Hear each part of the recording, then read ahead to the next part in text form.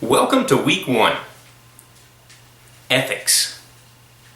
When you think about that term, what goes through your mind? Perhaps you think about your own values, the values within your organization.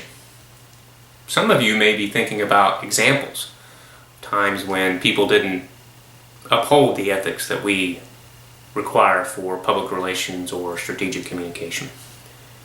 Regardless of your background or your experiences in ethics, we're going to be able to build upon that as we study some theory and, more importantly, apply that theory to put into practice for strategic communication or public relations.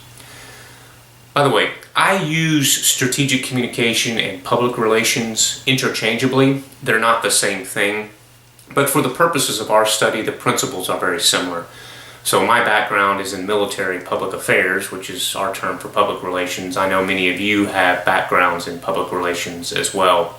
Sometimes public relations is responsible for the organizational strategic communication, sometimes not. That debate will happen in another class on another day, but for our purposes, the principles are the same. So don't get confused if I use those interchangeably, and you can too for the purposes of this class. Now, we are not required to read the introduction from our text, but I encourage you to do so. Go ahead and open up that book and look through that introduction. There's some interesting things in there that will help provide a foundation for you as we go through this course. Some of the notes that I took out of that introduction include the Fitzpatrick quote, "We're bound to serve the public interest as well as the interest of our clients. These dual obligations sometimes require careful balancing of competing interests." Now, for those of y'all who have been in strategic communication or public relations or something related to that, you know well how those competing interests sometimes require our intervention in order to do the ethical thing or what's right.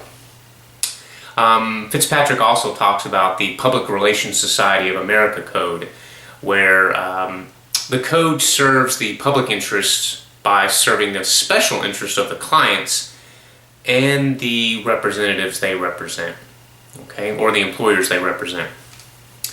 The importance of that is that if there's a conflict of interest, your primary responsibility is to your organization, okay, as long as you're not doing anything unethical or illegal, obviously.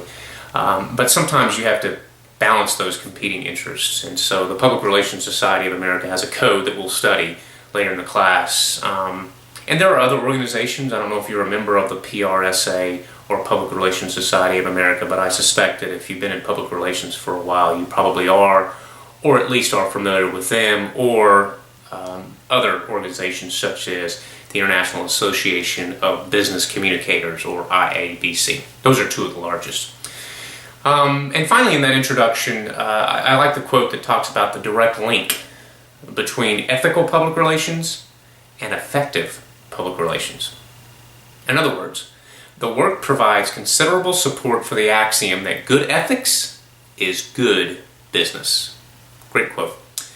All right, now there are 3 readings that we have. The Bivens document, if you've already seen that, it's a very good starting point.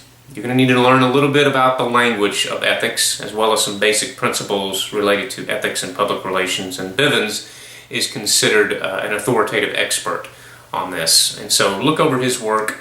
There's also other good links in that document. Just go through those. You don't need to commit all that terminology to memory. Just be familiar with it, because you're going to see those terms a lot throughout this course. Some of those terms you'll see in the Bowens document, that 2004 article about the expansion of ethics for public relations. And I'll read this quote for you, and then I'll describe it in just a moment. The quote is, "Two main approaches to ethics include utilitarianism, or consequentialist theory, and deontology, or non-consequentialist theory."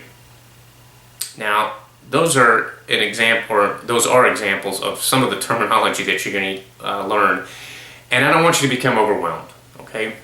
For example, there are ways to study ethics, and this is just as good as any, and the 2 main approaches that he mentioned, utilitarianism or consequentialist theory, deontology or non-consequentialist theory. Here's an easy way to think about that. Utilitarianism. That's the most good for the most people. Okay, what is useful, utilitarian for that group. When you think about deontology, or what he describes as non-consequentialist theory, deontology, the moral duty. In other words, you take steps based upon the moral duty, based on universal norms of right and wrong. So that's kind of an easy way to think about it. And as you learn these terms, or you come across these terms, try to apply them. Once you apply them, it becomes much, much easier to learn them. And then our final piece, or our final reading, is Cheney's 2011 Handbook of Communication Ethics. One of the things I found of interest was his quote that said, "The theory and practice of ethics are only possible by placing the ethical dimensions of communication in conversation with ethical dimensions of everyday life." In other words, we have to practice what we preach. As you learn these principles of ethics, think about ways in which you can apply them in the future, and perhaps ways you can reflect on the past, and perhaps how this could have helped you make decisions in the past. That kind of applied learning is what we're all about, and it is the best kind of learning for the long term. Well, that's it for now. I'll remind you every week the 3 principles upon which you can base your success, especially in this online class. Stay ahead with all assignments. Stay engaged in the discussion board. And most of all, enjoy this time of learning.